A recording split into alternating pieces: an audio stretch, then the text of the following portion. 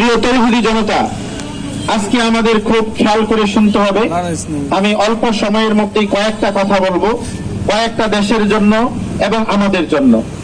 প্রথম নম্বর যে আয়াতটা আমি আপনাদের সামনে পড়েছি, এই আয়াতের অনুবাদ বা এরকম অর্থ হলো এই: মুসলমানরা কখনো জালেমের কাছে মাথা নত করেনি। আপনারা কি বলেন, মুসলমানরা আমরা কি কখনো জালেমের কাছে মাথা নত করব? মুসলমানরা কখনো জালেমের সামনে মাথা নত করেনি। আর যারাই করেছে ফাতামাসসাকুমুন নার, কোরআনে আল্লাহ পাক বলেছেন তাদেরকে জাহান্নামের আগুন গ্রাস করেছে। এই জন্য আমরা প্রথম কথা হলো, পৃথিবীর যে প্রান্তে আমাদের দেশ সহ যখনই কোনো মুসলমানের উপর আঘাত আসে, যখনই কোনো মুসলমান মুসলিম হয়, সমস্ত মুসলমানের পাশে আমরা যত সম্ভব দাঁড়িয়ে যাব এবং মাথা উঁচু করে কিয়ামত পর্যন্ত সেখানে থাকবো। আমরা সেখানে শহীদ হব, নয় সেখান থেকে কাজী হয়ে আমরা ফিরে আসবো। দ্বিতীয় নম্বর কথা হলো, প্রিয় তৌহিদি জনতা, যদি আমাদের সরকার কখনো এমন পরিবেশ তৈরি করে দেয়, আমাদের দেশ থেকে বৈধ ভিসা দিয়ে ফিলিস্তিনিদের পক্ষে সরাসরি যুদ্ধে অংশগ্রহণ করার ব্যবস্থা করে দেয়, তাহলে অবশ্যই আমরা ফিলিস্তিনের যুদ্ধে অংশগ্রহণ করার জন্য প্রস্তুত। যদি আমাদেরকে এই সুযোগ কখনো আসে সরাসরি প্রত্যক্ষ যুদ্ধে অংশগ্রহণ করার, আমরা সেই সুযোগ অবশ্যই গ্রহণ করে নেব।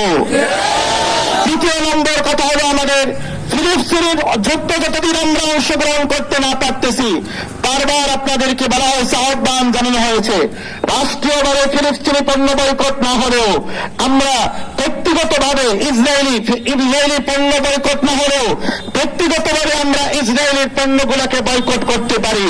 আমরা সকলেই ব্যক্তিগতভাবে ইসরায়েলি পণ্যকে বয়কট করার একমত আছি কিনা? আল্লাহ আমাদেরকে তৌফিক দান করুন। আরেকটা কথা আমি আরব বিশ্বদেরকে বলতে চাই, যে জুমার বয়ান আমি লম্বা আলোচনা করেছি আরবদের জন্য।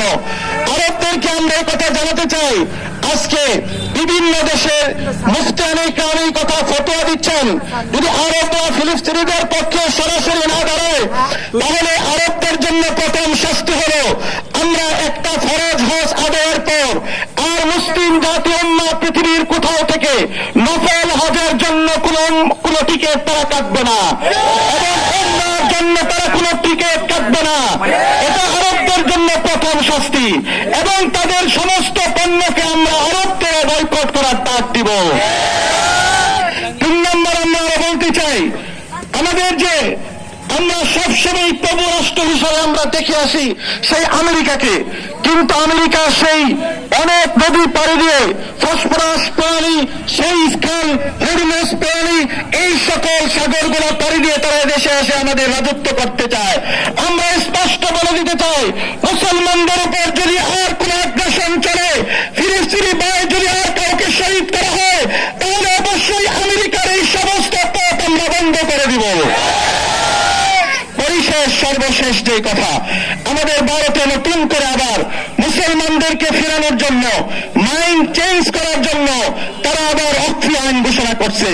একদিকে ফিলিস্তিনি মুসলমানদেরকে নিধন করা হচ্ছে, আরেকদিকে ভারত আবার সে অক্সি আইন প্রতিষ্ঠা করে মসজিদ মাদ্রাসা বন্ধ করার পায়তারা করতেছে।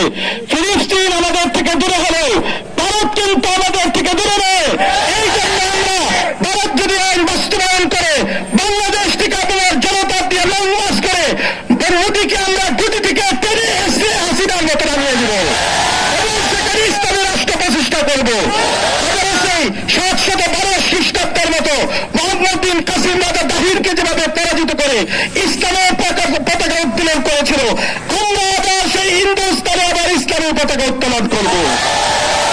পরিশেষে আপনাদের কাছে সকলকে ধন্যবাদ জানিয়ে, যারা কষ্ট করে এই বিক্ষোভ মিছিলে অংশ নিয়েছেন, এবং পরবর্তী সময়েও আমাদের যদি এরকম কোন কর্মসূচি আসে, আবার আপনাদের স্বতঃস্ফূর্ত অংশগ্রহণের আহ্বান জানিয়ে আজকে সংক্ষিপ্ত বক্তব্য এখানে শেষ করছি। ওয়া মা আলাইনা ইল্লাল বালাগ।